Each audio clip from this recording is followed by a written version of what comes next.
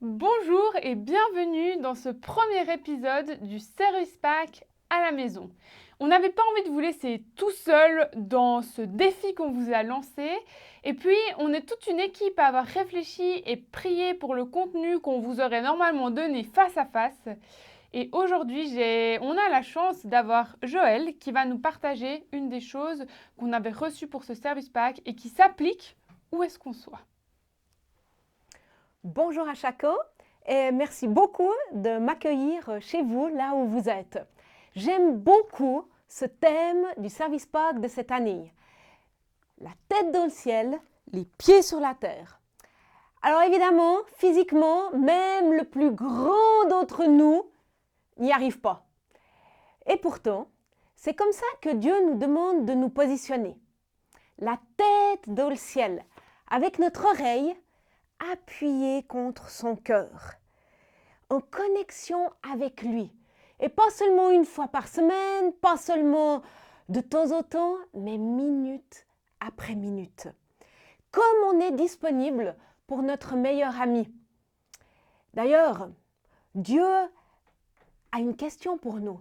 Il aimerait nous poser la même question qu'on pose à nos amis quand on décroche le téléphone ou qu'on les a en ligne en disant « Comment est-ce que tu vas aujourd'hui? Comment va ton cœur ?» Et non seulement Dieu nous pose cette question, alors que souvent nous, on fait nos listes à commission, puis on lui raconte plein de choses, il nous pose cette question. Et il aimerait aussi qu'on lui la pose. Si Dieu est notre ami, il se réjouit de nous répondre.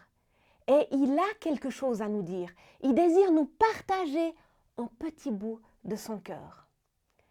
Quand est-ce que c'est la dernière fois qu'on a pris ce temps de partage avec Dieu comme on prend avec nos amis? Comment est-ce que tu vas?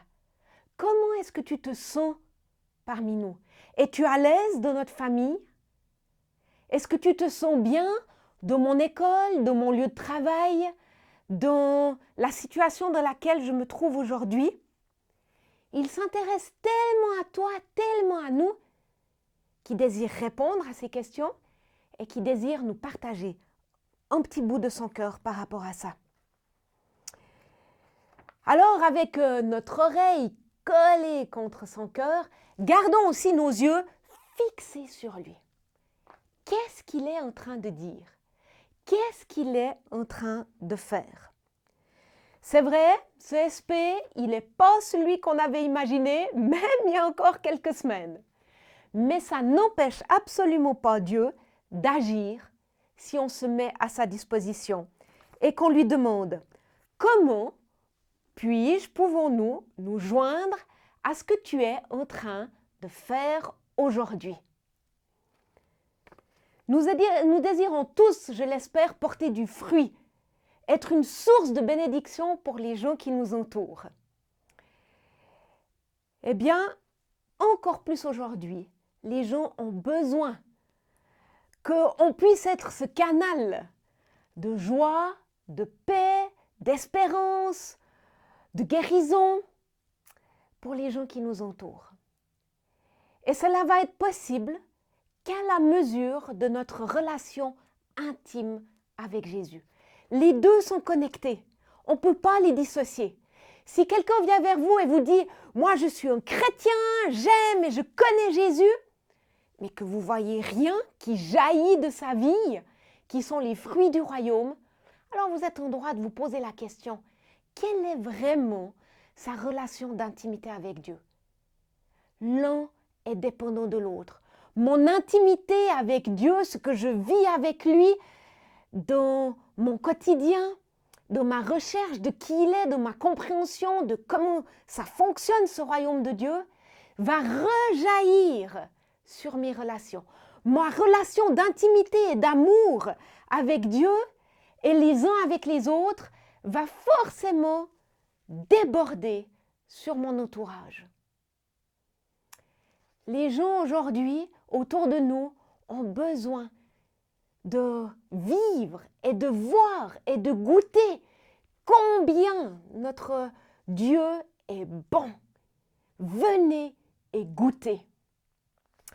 Et c'est là, en fait, tout notre défi d'aujourd'hui.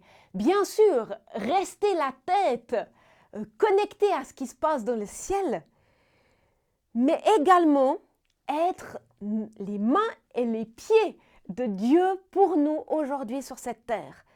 Son amour pour nous et notre amour pour lui va jaillir automatiquement, naturellement dans nos relations les uns sur les autres. Et c'est la vie abondante et généreuse du royaume de Dieu qu'on désire transmettre.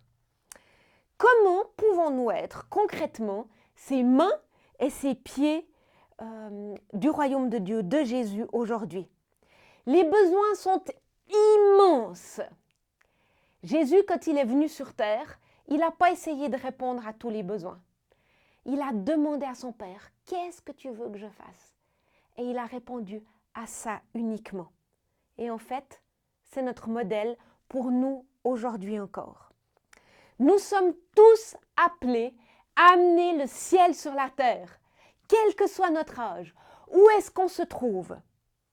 On est appelés à être ces canaux ouverts qui déversent ces richesses de notre Papa sur les gens qui nous entourent. Le don de sa présence, le don de son amour, de sa grâce, de sa paix, de sa joie, de sa guérison, de sa délivrance, sa réconciliation. Tout est à notre disposition. Mon encouragement et ma prière pour chacun d'entre vous aujourd'hui, c'est la suivante. Que nous puissions inviter nos voisins, nos collègues, nos amis, nos copains à venir voir et goûter combien notre Dieu est bon et généreux. Qu'est-ce que le Seigneur te demande, vous demande de faire avec lui aujourd'hui? Merci. C'est notre défi pour vous aujourd'hui. Posez-vous en famille, seul, avec votre coloc, peu importe, mais posez-vous et demandez à Dieu quelle est votre part. Est-ce que c'est aller ramasser des déchets à 5, avec 2 mètres de distance? Est-ce que c'est aller déposer de la nourriture devant la porte de quelqu'un qu'on connaît qui a des difficultés financières ou qui est âgé ou que vous avez simplement envie de bénir? Est-ce que c'est même faire un repas? Est-ce que c'est appeler quelqu'un? Est-ce que c'est prendre un temps de prière pour une autre famille, pour des amis? Peu importe, le Seigneur a une part pour vous et je crois qu'il veut vous la donner. Et je crois que pendant ce service Pâques, on va voir des choses en faisant la part que Dieu nous demande. Alors c'est notre défi pour vous aujourd'hui. À demain!